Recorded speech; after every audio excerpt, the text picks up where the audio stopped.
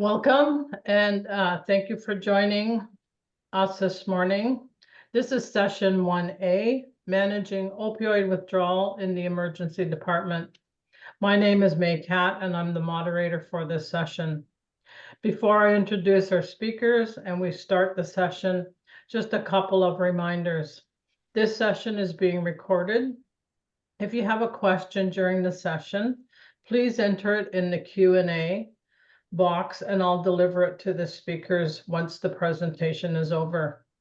You can add comments in the chat, but please make sure that you add your questions you want to the speakers to answer in the Q&A box rather than the chat.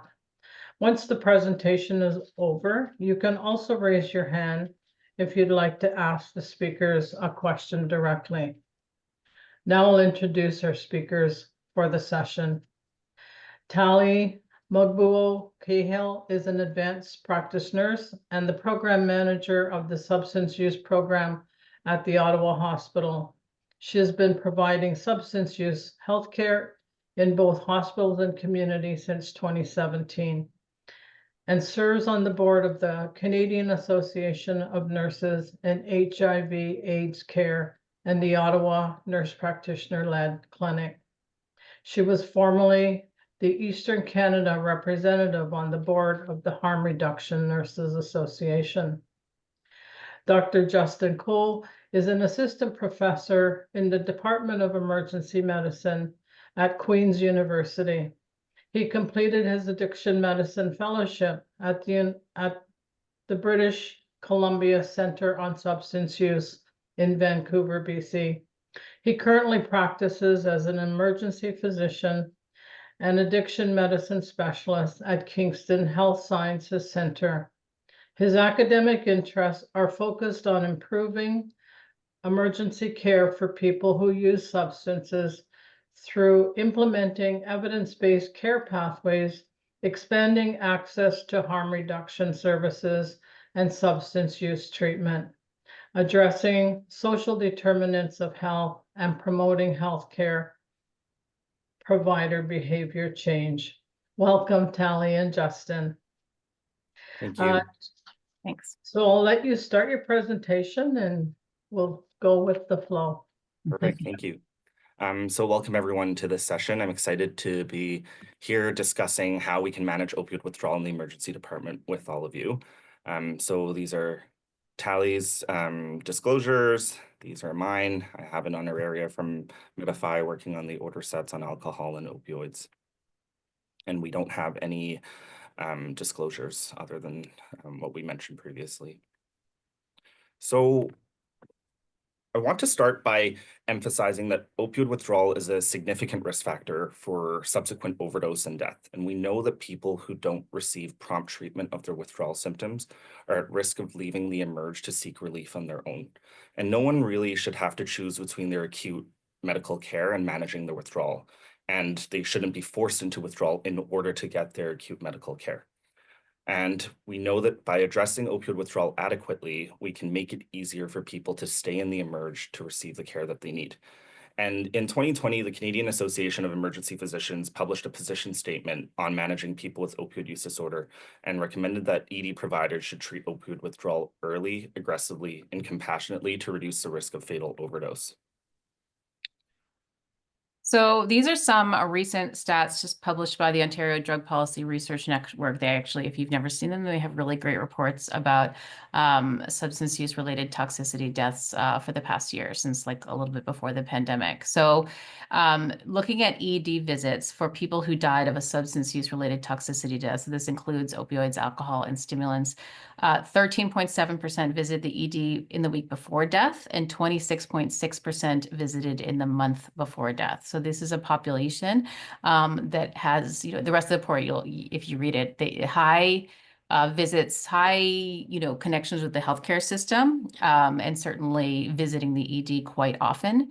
But then for the people who died the week before they died, 10% who visited the ED left before medically advised, so an AMA discharge. And that in number doubled from 2018 to 2022. And there's obviously lots of reasons for that. And I don't want to minimize the fact that the ED wait times have been a lot. And that's something that goes beyond substance use, but certainly we can't minimize the fact that people not having their opioid withdrawal treated, for example, is a reason why they would leave the emergency department. So you've already heard, and if you heard the keynote or before the keynote, Mel talking about the integrated care pathway from the Mental Health and Addiction Center for Excellence. This is a picture of what that pathway looks like if you're not familiar with it. And I will say I don't work for the Mental Health and Addiction Center of Excellence, but I'm pretty familiar with their pathway. And they have a whole webinar. This is a slide I kind of stole from their webinar about that pathway. So the idea is we have all these people who are coming to the emergency room and maybe are not getting evidence-based quality treatment in the emergency rooms right now. And, where are we referring these people? So the idea is to establish a pathway that includes referral to withdrawal management, to harm reduction, to REM clinics, but also includes improving the care that we provide in the emergency department. And that is a very important part of that. And that's what we kind of be speaking to for the rest of the presentation. So the substance use disorder provincial advisory table, so a group of people, including clinicians and people with lived and living experience of substance use, advised on the care expectations for this whole pathway. So it's not only what happens in the hospital, but what happens in the community as well. And in the hospital, they really set out very explicit care expectations about what was supposed to happen in the emergency department for all different kinds of things, with a focus on opioids and alcohol, just because we know we have the best evidence for pharmacological treatments for opioid use and alcohol use. And so the care expectations are quite comprehensive. So we're going to focus on the opioid withdrawal ones, but just to say that the care expectations extend beyond that, including trauma-informed care, stigma, peer support, lots of other really important things that we all want to have happen in the emergency departments of our hospitals. So for opioid withdrawal, the idea is that clients who are at high risk of opioid withdrawal are identified and assessed even while they're waiting to be seen in the emergency room. The treatment for opioid withdrawal is initiated within 2 hours of coming to the emergency department. That treatment includes order sets that use clinically validated withdrawal scales like the COWS, and that treatment includes not only opiate agonist therapy, but also short-acting opioids to relieve withdrawal, and so people can maintain their opioid tolerance while they're in the hospital. And the idea is to avoid, however you can, discharging the client in opioid withdrawal, because we know that is a very high-risk time for people, and we know that the rates of death after leaving locations where people have kind of had to be detoxed, maybe not where they don't want to be, like those are really high risk, and people have a high rate of opioid overdose after leaving those leaving those environments, not only hospitals, but also jails or abstinence-based bed-based treatment. So as part of this whole substance use disorder integrated care pathway project, Medify was asked by the Mental Health and Addiction Center of Excellence to come up with an order set for opioid withdrawal that would address especially the needs of people who use fentanyl, people who have really high opioid tolerance, for whom kind of traditional, dosing in the emerge would not be sufficient in order to keep them comfortable while they're there. That working team to come up with the order set includes several addiction medicine physicians, including those who practice in the emergency department like Justin, an ED case manager, and myself as a substance use nurse who practices in the hospital. The order set was reviewed by physicians and nurse practitioners from across the province, so lots of different practice settings, big cities and rural, and included those who didn't have a lot of experience with addiction medicine. So people who maybe weren't totally comfortable with some of the high doses of opioids that those who work doing addiction medicine in the community or the hospital are comfortable with already.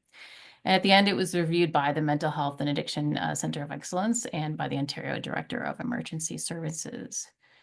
And if you want to take a look at that toolkit, here is a nice QR code that Justin created, and you can see it on Medify. And this is the whole toolkit. It's not just the opioid part, but if you click on it, you can see all the other sections of the toolkit that have been uploaded to Medify.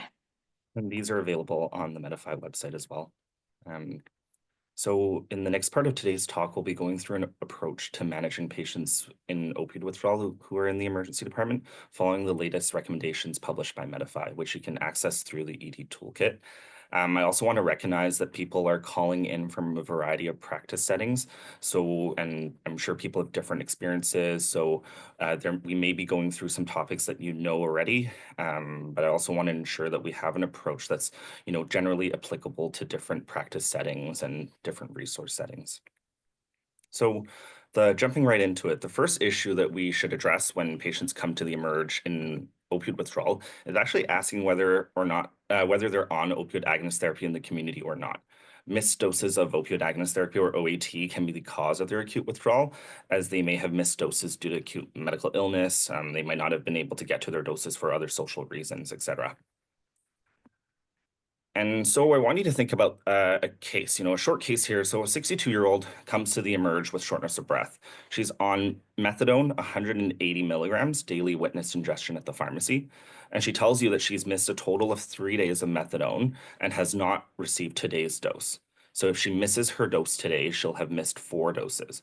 And so why is it important to address her methadone in the emerge? Although methadone has a long half-life, about 24 hours, after 4 missed doses, we need to do a dose reduction.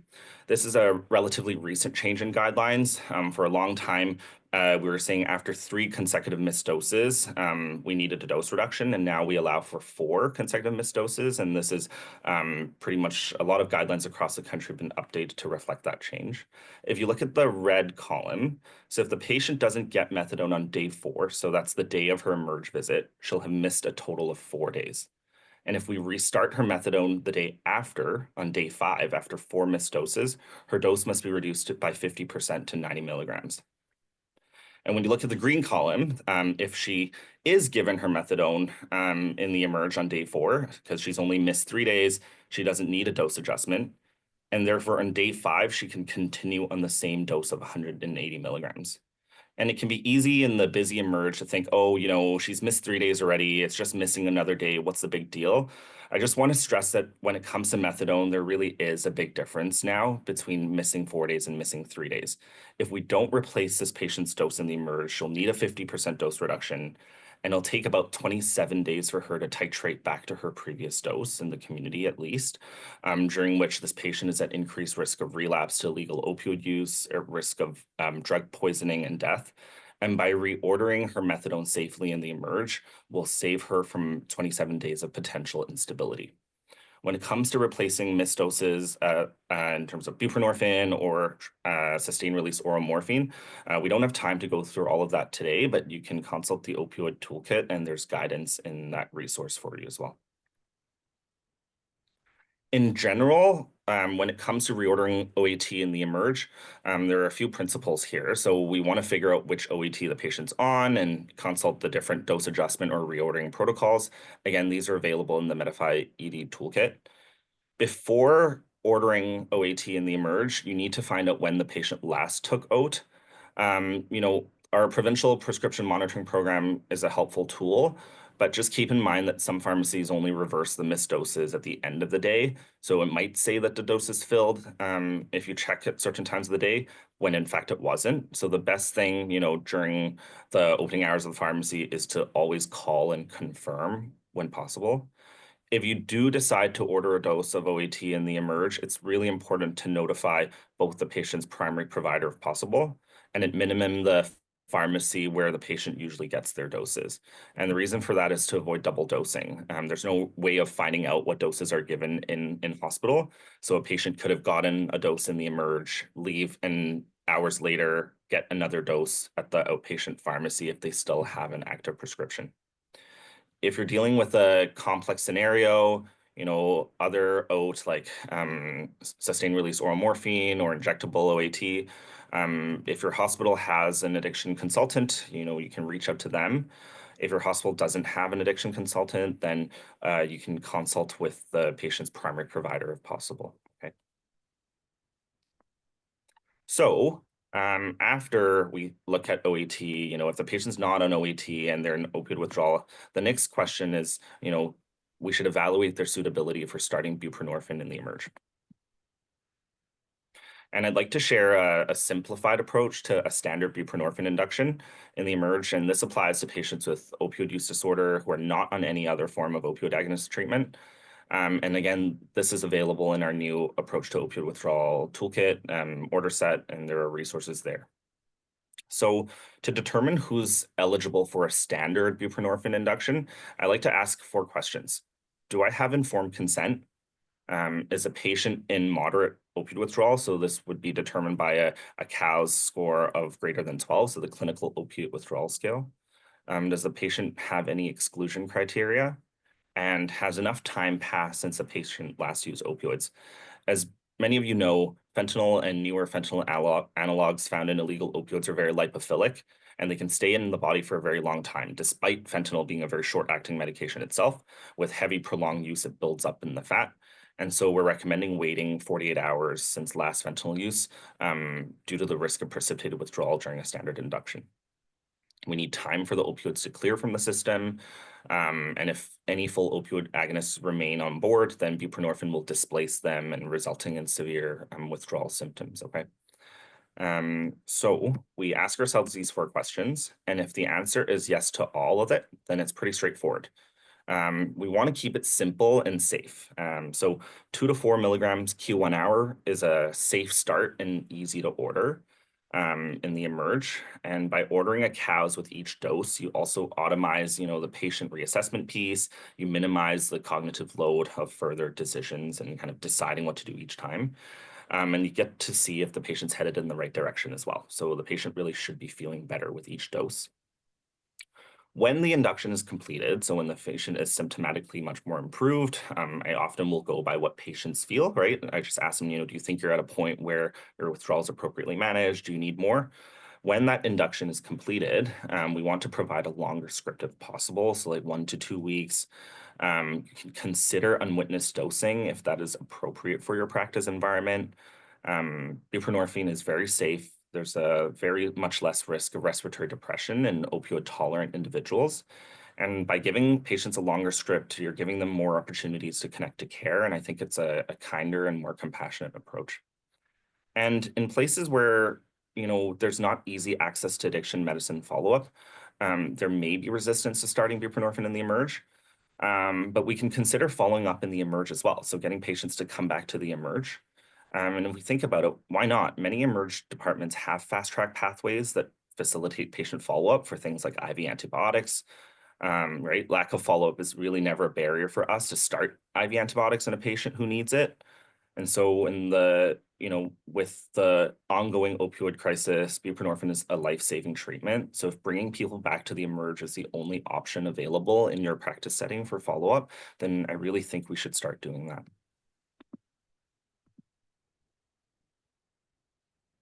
If any of the 4 criteria are not met, then you should not start a buprenorphine induction. But there are other ways we can start patients on buprenorphine. So we can offer a home-based induction, we can offer a microinduction, and these doses can be dispensed or prescribed from the emerge with clear instructions in starting buprenorphine only when the criteria are met.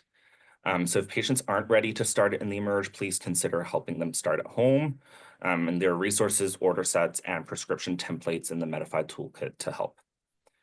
Let's say a patient's in opioid withdrawal, but they do not want to start OAT. If they're in pain, uncomfortable, or they want to leave, then using full opioid agonists such as hydromorphone or morphine doesn't take away the patient's opportunity to start buprenorphine. And it helps us engage patients in care. And we'll talk about this more in the next section. So the third and final section of the approach to opioid withdrawal talks about using short-acting opioids for managing withdrawal symptoms to address patients presenting health issues. And we designed the order set and the doses to provide a standard approach that different emerges can use and adapt for their own contexts. So the order set addresses 3 key issues when it comes to ordering short-acting opioids. So we think about the patient's tolerance. We think about how to select an opioid in terms of dosing and frequency, and then we think about safety and monitoring. So when it comes to tolerance, I want to stress that, illegal fentanyl is very unpredictable in its composition and it's highly variable across the country. But in general, people with opioid use disorder do have high opioid tolerance compared to opioid naive patients, and we need to adjust our doses accordingly. People who are prescribed opioids or opioid agonist therapy may have more predictable tolerance if they are adherent to their medications and prescriptions. It's harder to estimate tolerance based on prescription misuse as there are illegal opioids that are pressed into pill form, and we can't really reliably calculate dose equivalencies. Again, the Medify order set was designed for folks with high opioid tolerance, and some indicators of that are daily fentanyl use and participation in an opioid safer supply program. So that's highlighted kind of at the very top of the approach. So then it comes to, okay, what opioid are we going to use? So we definitely should be using full opioid receptor agonists, such as hydromorphone or morphine. Drug seeking really isn't a thing. Drugs are readily more accessible outside of the emerge. Many patients, come to the emerge as a last resort because their medical illness is so severe and they have no other option. Patients are afraid of coming to the emerge. They have to wait a very long time. They're not treated very well. And it's way easier to get drugs just outside the door of the emerge. So if patients are in opioid withdrawal, we should treat their withdrawal with full opioid receptor agonists. We need to consider comorbid conditions such as kidney injury. For example, in that case, morphine wouldn't be appropriate due to its renal metabolites. And then remember that sub-Q and IV opioids are not contraindicated in opioid use disorder. We really should use them in cases of severe or acute withdrawal, severe breakthrough pain, or if the patient's not able to tolerate oral dosing. And in terms of frequency, we want to maximize our dosing frequency. So we don't want to use, you'll see opioids like hydromorphone ordered like Q3 to 4 hours, whereas like an oral dose peaks in about 1 to 2 hours. So you can actually dose it a lot more frequently than that, than 3 to 4 hours. And IV hydromorphone peaks in the CNS in about 10 to 15 minutes. So you can dose it frequently as long as they tolerate the peak effects of each dose. So this is from the approach, the new Medify approach that we've released, and the order sets themselves. And these are applicable, to different practice settings. We consulted different people practicing in different contexts and also different centers across the country. And so we tried to choose a safe range, a safe starting dose, okay, for all comers with high opioid tolerance. So for patients who are at no increased risk of toxicity, so you're all comers without comorbid conditions, hydromorphone 8 to 16 milligrams PO, Q1 to 2 hours PRN. We chose hydromorphone for ease of, showing one medication, one dose, and then avoiding, the renal issues with morphine. Q1 to 2 hours, again, to reflect the fact that the oral opiates can be dosed more frequently. And then for patients at higher risk of toxicity, so this would be cases like respiratory depression, hemodynamic instability, if they're being co-prescribed benzos, let's say if they have alcohol use disorder, as well that we're managing with benzodiazepines, or if they have advanced age, like age over 75, frailty, AKI, or chronic kidney disease, then for these patients at higher risk of opioid toxicity, we recommend a lower dose of 4 to 8 milligrams. And for patients who are not at increased risk of toxicity, but have severe withdrawal, they're not able to tolerate oral doses because of active vomiting or other reasons. If they have a high risk of self-initiated discharge, we recommend sub-Q and IV hydromorphone, 4 to 8 milligrams, Q 15 minutes as needed, up to 4 doses, and that can be reevaluated. Next slide. So with each reassessment, we would recommend doubling the dose if there's no significant reduction in withdrawal.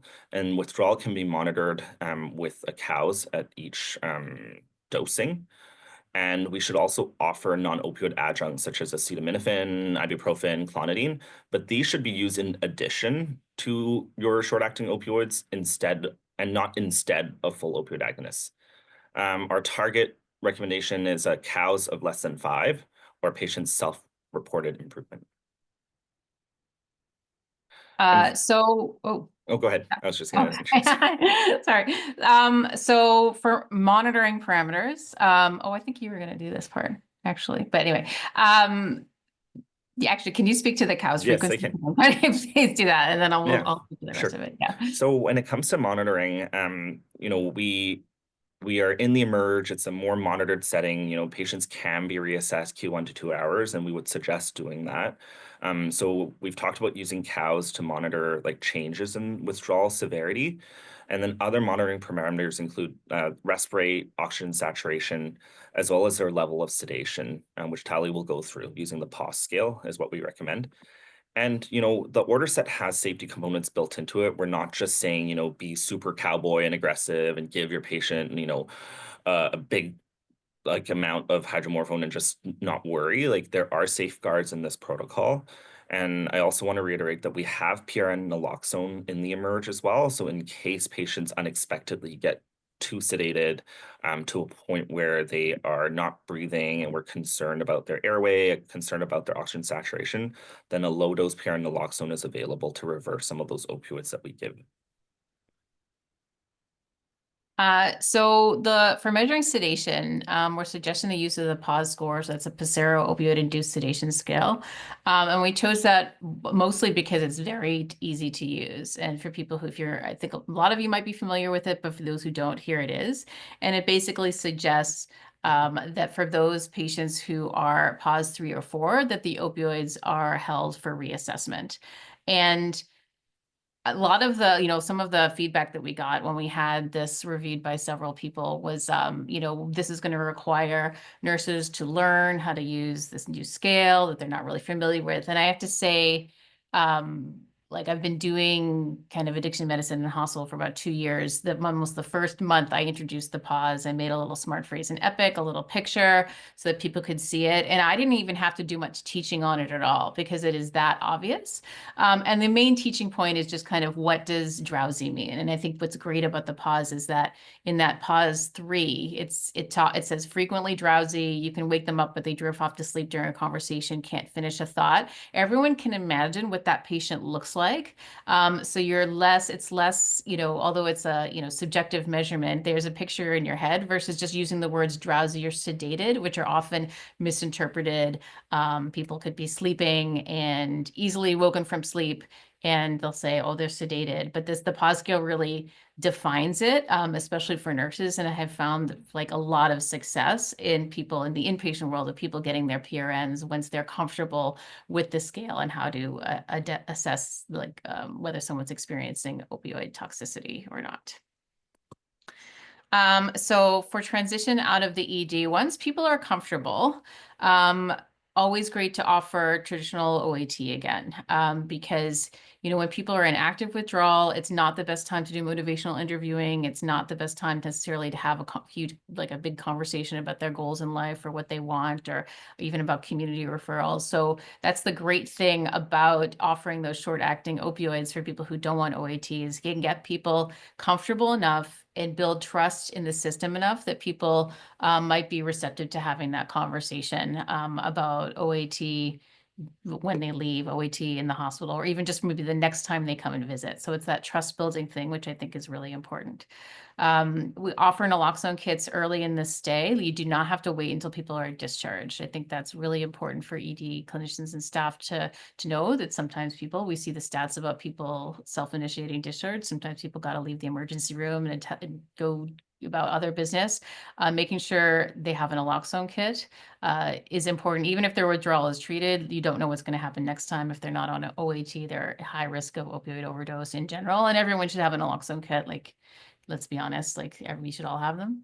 And providing referrals is important. So if someone's been started on OAT, continuing OAT at a RAM clinic or a community OAT clinic, and making sure that people know where to go for follow-up is vital. So talking to them, giving them a piece of paper and putting in the discharge paperwork. I like to do all 3 of those things. So people are in the emergency room, they have acute medical issue that has been treated. There's a lot of information they're getting. So having that information in a few different places, it means that they're not walking out going, where am I supposed to go next with this? Also vitally important to refer to harm reduction services. And I think just listened to most of Dan Werb's talk this morning, it's very important that we normalize harm reduction is a part of the healthcare system, especially in emergency room. So this isn't just like something that happens out there that we don't know anything about, but it is an important part of not only keeping people safe and connected to healthcare, preventing them from going back to the emergency room, preventing them from coming back sicker than they came in with. It's like these interventions are proven to work. And so we should be referring them as people who work in the hospital. We should be making sure that patients are aware of them and then just normalizing that conversation about keeping yourself safe, even if you're not interested in stopping substance use. And lastly, if people don't know, there's the guides on Access MHA, also on MediFi's website, of all of the RAM clinics all over the province. If there is not a RAM clinic in your area, there is almost always so not to speak for the rural people, but there's almost always some kind of like follow-up at a private fee-for-service clinic. Many of you probably work at those clinics. I think ED clinicians often don't realize that it's not just a RAM clinic that people can go to. And obviously I love the wraparound care that RAM clinics provide, but if that's not available, then going to, one of the chains or one of the people's local OAT clinics is a totally viable option that ED staff aren't aware of. And honestly, sometimes when I'm discharging people or to follow up and I'm not even sure, like I just Google where the place to get methadone or Suboxone is in the community. And hopefully there's one within a half an hour of where people live. And also, I think Justin spoke a little bit about bringing people back to the emerge, especially for that Suboxone, so they can get on a stable dose. And Suboxone being wonderful in that people don't have to have as rapid follow-up as they do with methadone or with sustained release oral morphine. And I think even for patients that say you practice in a setting where you're like, there's no way this patient is getting follow-up, we know that a 2-week discharge prescription of buprenorphine is protective, reduces mortality, and is safe. And so I think the lack of follow-up in your community shouldn't be a barrier to providing a patient with buprenorphine if they want to start it. So that's the end of our slide content.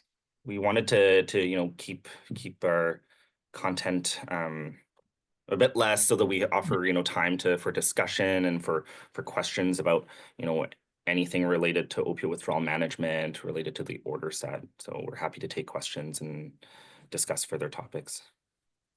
Thank you, Tali and Justin. You have 4 questions that's in the Q&A. The first one is, I am a non-clinician, so I'm learning some basics.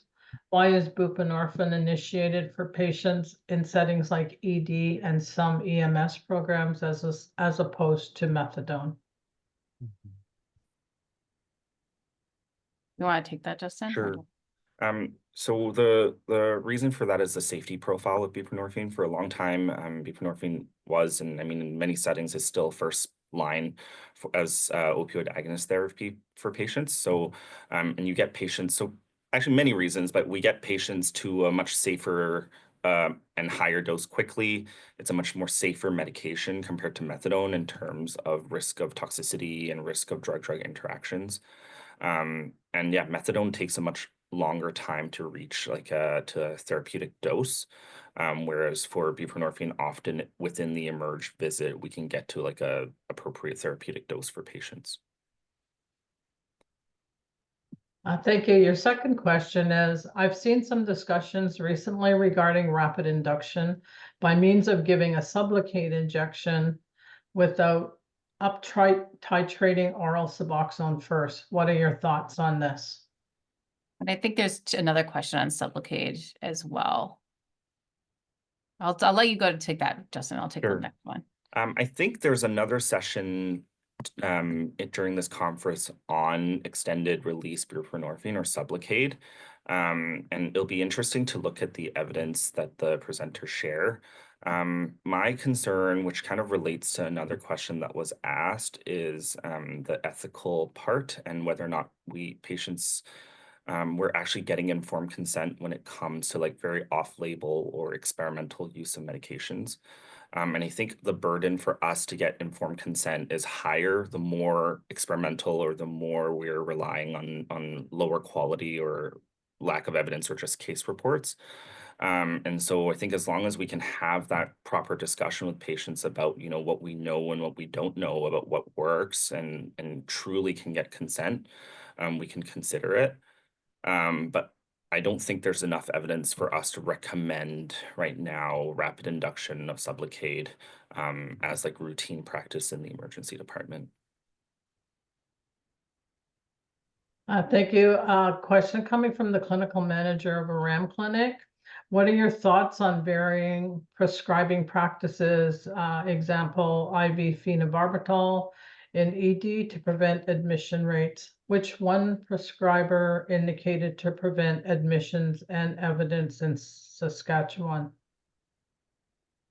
Yeah, this presentation is on opioid withdrawal, and people who don't know, IV phenobarb is something that people are using for alcohol withdrawal, especially as loading doses.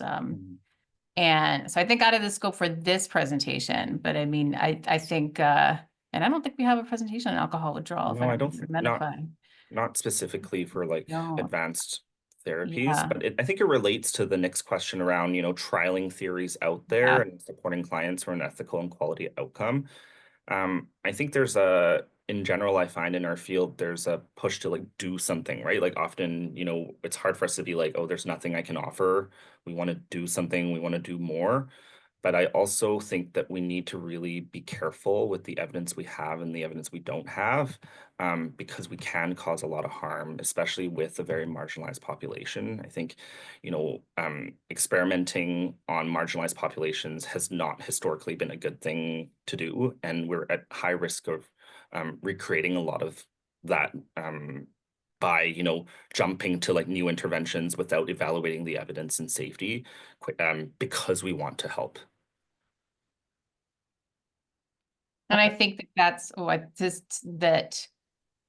like that wanting to help is it's very, a valid feeling, but not everything has a pharmacological solution, and not everyone, like informed consent needs to still take place. And I think it also, and this isn't speaking to Sublocade or IV phenobarb or anything like that, but just we set up our patients if we say like this is going to work. If we don't know the evidence of whether it's going to work, we have to really be honest about that it might not work, or that this is new, or you haven't tried it before. Because, when people, especially like who have opioid use disorder long periods of time, there's lots of treatments that haven't worked for them. And sometimes they internalize, people have told me they internalize that failure, and they feel like they've failed treatments.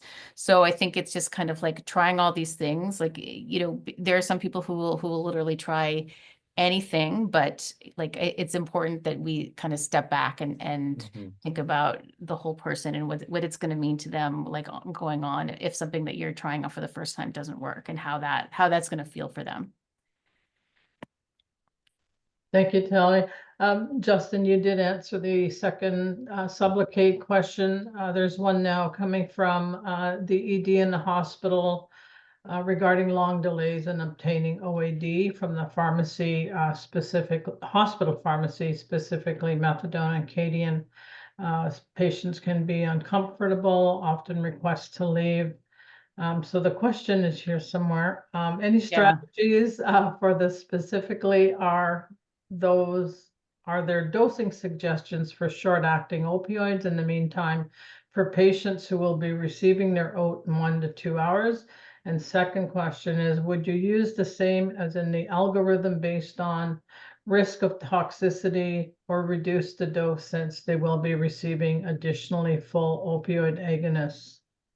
Well, I think this is a great technique for, using short-acting opioids is great for that wait for getting methadone and Cadian and everything in a busy emerge, which is something we absolutely need to do advocacy on.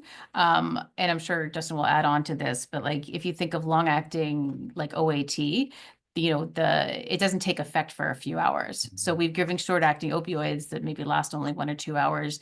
We're not really increasing risk of opioid toxicity by giving people their methadone if we just gave them Dilaudid an hour ago at all.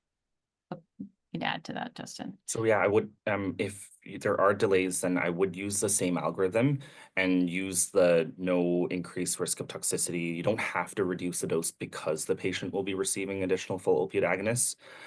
These patients, even when they're in opioid the fact that they're in opioid withdrawal because of missed doses of OAT tells you that they have high opioid tolerance. And so you don't need to reduce the dose, and the starting doses and the order set will be appropriate. I think it also speaks to the fact that, you know, the order set's kind of the most downstream thing, right? When you're the provider treating the patient. But a lot of the improvement strategies we have to implement for caring for this population has to be upstream. So, you know, actually getting a pharmacy partner to talk about how we can reduce delays on providing the medications will be really crucial to patients not self-initiating discharge. Thank you. Tali, it looks like somebody's asking on how to advocate for a role like yours. They have an SUS nurse and would be helpful in the service that's occasionally staffed by an NP.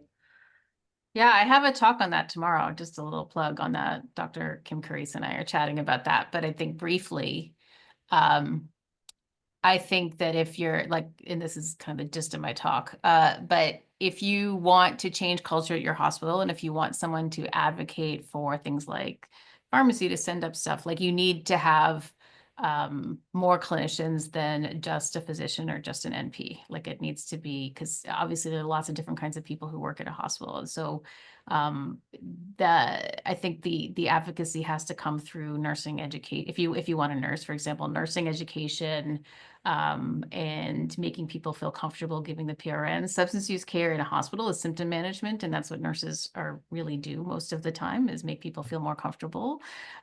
So that, you know, it's hard to advocate from a simply financial standpoint, but in my talk tomorrow, and if people look at the slides, there are some resources about how to do that advocacy. Your next question is someone wondering about the POS score. How is this to be used with the cow score? Is it instead of or at the same time? Do you want to take that, Justin? So the POS we can use at the same time as the cows. So they measure different things. So the cows will measure the withdrawal severity of the patient, and that allows, by monitoring it every 1 to 2 hours with each short-acting dose, we can see if the patient's opioid withdrawal is getting better or getting worse. And that's another reason why we use it during the standard buprenorphine induction, to monitor for any changes in their withdrawal symptoms. And POS is a measure of severity. It's more like the safety counterpart to the cows, the way it is used in the order set. It allows you to tell if your opioids are actually making the patient too sedated, and whether or not you need to reduce the doses. So anything with a POS 3 or above, we would suggest holding all opioids, waiting for the patient to wake up more, and then when appropriate, starting at 50% of the dose you ordered before. I think the pause, like using them together, is really important when you have people with polysubstance use, for sure, because I think then you can kind of get a sense measuring, like people can be in opioid withdrawal and be quite drowsy or even sedated, depending on whether they've taken something else, they're drinking alcohol. A pause is a really good way also to differentiate between sedation due to opioid toxicity or something like a stimulant crash, where people haven't like slept for 4 or 5 days and are just very sleepy. So kind of that, you know, when someone wakes up, they might be hard to wake up, but they can, you know, tell you to get away and get out of here, and they don't want to talk to you. That's someone who's paused too. And I think that helps people differentiate between like what they're treating and what that safety parameter is about someone who reports being in opioid withdrawal, but then is sleepy according to like the ED clinicians. Your next question, Justin, it's based on a psychiatric hospital ED. I'm not sure if I completely understand it. But again, it's looking at the length of wait to get the medication to your client. The question that's worded here is if folks who may leave against AMA, perhaps like your case example, do you have any recommendations? If we had this in ward stock, do you have suggestions on which doses, and if your hospital, is it prepared already mixed with Tang? Tali, I'd be curious what you do in your hospital. In ours, like pharmacy has to prepare it. And I think the reality is, people's dose ranges are so variable. You could be ordering like 180 of methadone or 40 of methadone. So it's hard to have like a pre-mixed dose. Is that what you do in your hospital as well? Yeah, and it used to be like a million years ago, there would be like kind of ward stock that was 10 milligrams a mil. And then I think as the doses went up, you're giving like several syringes. And for safety purposes, having pharmacy not only prepare it, but in many pharmacies, the pharmacist has to validate that order just because of that whole, obviously methadone, is like it can be dangerous. Like it's very long acting. Like it's a great drug, but it's also can be tricky. I think that's why we can't kind of just have like standard doses available for people. I think that's the kind of point of this order set a little bit, is to use short acting opioids to kind of bridge people. And there is provision, if you read the whole order set, in increasing the doses if people are not, if they're not finding relief after the starting doses that we suggest. I will say that people, especially, people are now using, smoking grams of fentanyl a day. It is sometimes hard to meet people's tolerance enough to make them feel comfortable with short acting opioids. Especially if you're really busy and emerge, and and the doses would have to be reassessed really regularly. And that is a risk. But I think this is like, we started out with what's safe. It's not going to immediately meet everyone's needs. And some people are going to be like, I'm out of here because I usually smoke a lot more than this. And I think that's just something that we have to recognize. This is not going to fix everything, but at least start people thinking about about that opioid withdrawal is something that is urgent, that they really need to treat. And I think with my, looking at the question, some patients are still unable to tolerate the weight. I wonder if we are underdosing our short-acting opioids. And like Tali said, at the point of our order set is hopefully to help providers feel more confident, or feel like we can order these bigger numbers, these bigger doses with in a safe way. And that's why we have the doubling of the dose every hour to get to a point where we can have therapeutic doses for patients. We have 5 questions left. Why is 48 hours of abstinence a requirement for buprenorphine? I feel many would leave and struggle to see our ER providing opiates. Would a micro induction not be more useful? I think the reality is that standard buprenorphine inductions are becoming more nuanced and challenging because of the changing landscape and the changing toxicity of the illegal drug supply.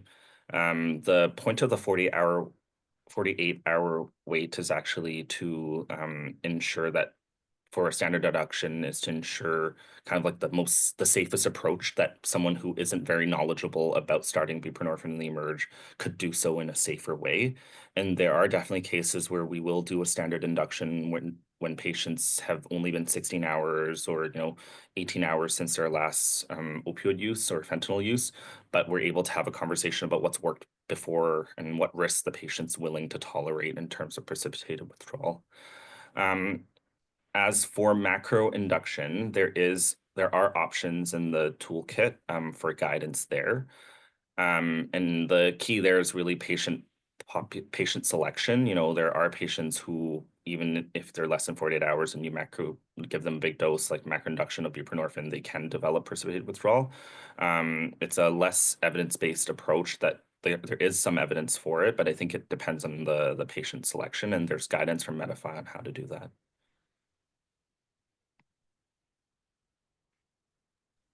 Thank you. What is your protocol for take-home versus witness doses for Suboxone 2-week prescriptions from the ER?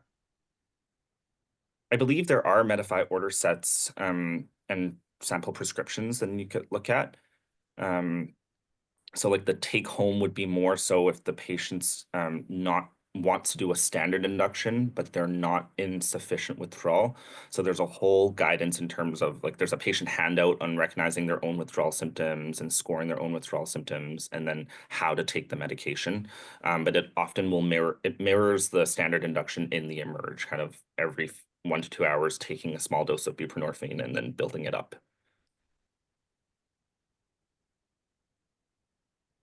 I work in a small community OAT clinic, working hard on gaining buy-in from the local ED and for OAT. Is it extremely difficult to get pharmacy and physicians on board? That's we hear that a lot. Yeah, I mean, I think one thing, like, I think starting OAT is really important. I do recognize that some people feel like that is like too much for them and too complicated. And I think that should be obviously like the primary intervention. But the great thing about this order set is that physicians in the ED order hydromorphone all the time. And so this is just getting them to kind of getting people to order doses that more closely like approximate, what would actually cause relief, give relief to people who use opioids or people with opioid use disorder. So I think that if really people are resistant to OAT, which is a whole separate topic, like I think at least our patients deserve to be comfortable while they're waiting to get other things treated. And this hopefully will help with that. And our hope is having more national and provincial advocacy will help local advocates such as yourself, kind of say like, hey, it's not just me asking for this, right? We have national recommendations. We have provincial standards of care that say that we need to be offering this in the emergency department. It's going to be an expectation of care. And our hope is that helps get more people on board. It's actually been a Health Quality Ontario standard to treat opioid withdrawal since 2018. So I'd like to show that to people, like this is not a new thing. It's just, this is just guidance about how to meet that standard that's existed for several years now. Yeah. In the current toxic drug landscape, what is your approach to the use of benzodiazepines in the ER in addition to buprenorphine? I knew we would get that. Sorry. It's a question I was like, this number one, people are going to be asking about benzos. Yeah. So my reflections on this is that we can't really standardize an approach because it's really hard to know what's going on in the patient in front of us. My guidance for this is that there's time in the emerge. Okay, it often feels like we have to make these split-second decisions, like we have to decide the moment they come in withdrawal, is this benzo related or not? What I would suggest is a stepwise approach. Start with treating the patient based on the algorithms we've gone through today. Should they not respond appropriately or accordingly or as expected, they're not progressing well, or even though they feel a lot of their withdrawal has improved, but they're having other symptoms, or then you can try benzodiazepines then. It's just so hard to say, different, some centers are seeing a lot more benzodiazepine withdrawal, but not necessarily all centers. And it's, so variable. And I think that like a lot of this order set is to make people who aren't comfortable providing this care feel more comfortable. And so I think like to start saying, oh, now we're going to put benzos in part of it when we know that kind of that co-prescription of opioids and benzos can be really dangerous. That would be challenging, and maybe is more like higher level expert addiction medicine care, which is why everyone needs an addiction medicine consult team in a hospital. And I think also, I mean, I think that it is something that, where people don't know whether they're exposed to benzos. And so I think kind of like looking at what their signs of withdrawal are, and that people are expressing withdrawal but don't appear to be in withdrawal and are not and are starting to get sedated, like we're not going to add benzos onto that either, so that I think having a standard, having like just kind of saying, and then try this is going to make it could possibly be dangerous, considering that also that people have comorbidities, like that they're coming to the hospital for a reason that may not be around, and usually is not opioid withdrawal. Like they may have an infection, they may have, respiratory issues going on. So like, so there's safety behind kind of what we're suggesting for sure. I think frequent reassessments, right? And with over a few hours, you have time to make that decision and see how the patient responds to the treatments you initiate.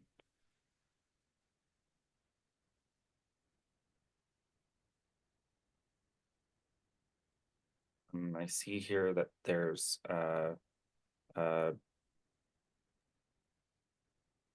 yeah, so the last question, no, I guess second last, buprenorphine, naloxone discharge prescriptions. What is the recommended duration of the prescription? So I believe in the Medify order set, we say like a week. I think I want to stress that buprenorphine is very safe. We know that, people may divert buprenorphine to treat opioid withdrawal in their peers. Like, we know that it's actually a very, very safe medication in this population. So the recommended duration of a week, you can extend it if you feel you need to, or for the patient's circumstances, you can shorten it. If the patient's like, you know, I can follow up in 3 days at a RAM clinic, you can give them 3 days. So really it varies, and it depends on your practice setting and your comfort. But I think longer scripts for patients who are not able to get that readily available, readily accessible follow-up will just give them more time to navigate that. Thank you. Anything to add, Tali? No, I think that's good. I mean, I think, you know, you want to give people enough time. You also want to really make sure that they know where to go to follow up afterwards. Like, I think, again, I stress that, like, that they're not walking out of there not knowing where to go next, because yeah, that's, I mean, it's still useful to provide Suboxone, but I just think that sometimes we forget that part of it, the systems navigation part. Thank you. Your last question, could you elaborate on the use of macro dosing versus standard induction of buprenorphine, and when to choose one over the other in patients presenting an opioid withdrawal, and any evidence to support one approach over the other? I mean, there's patient preference too, is part of it. Like, I think that's the big thing about all of these is like, you know, what does the patient want? How much time do they have? What's their experience with Suboxone? Like, is a big part of it. Have they experienced precipitated withdrawal before? Like, what is their, what are they nervous about that? Or are they just like willing? They just want to, like, you know, go whole hog, which we've definitely had patients who are like, I can be sick for an hour. I'm okay with that. Exactly. I think, you know, in terms of the question about evidence, there is a lot less evidence to support macroinduction versus a standard induction. When to choose, I fully agree with what Tali says. You know, it really comes back to a discussion with the patient, what they want, what they can tolerate. There are some patients who are very afraid of precipitated withdrawal and will want to go slow.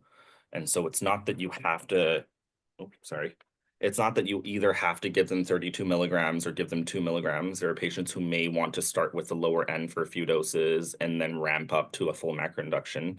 So there are different ways to do it. In our order sets, we had to find this, you know, a lowest common denominator of safety and acceptability to different practice settings. That's why we have those criteria and kind of standard approaches there. But in discussion with the patient, you can modify your approach as well. Thank you. So we don't have any more time for any additional questions. So thank you very much, both to Tali and Justin. And I did put the correct link of the survey in the chat, and I see there's lots of comments in the chat as well. Good suggestions.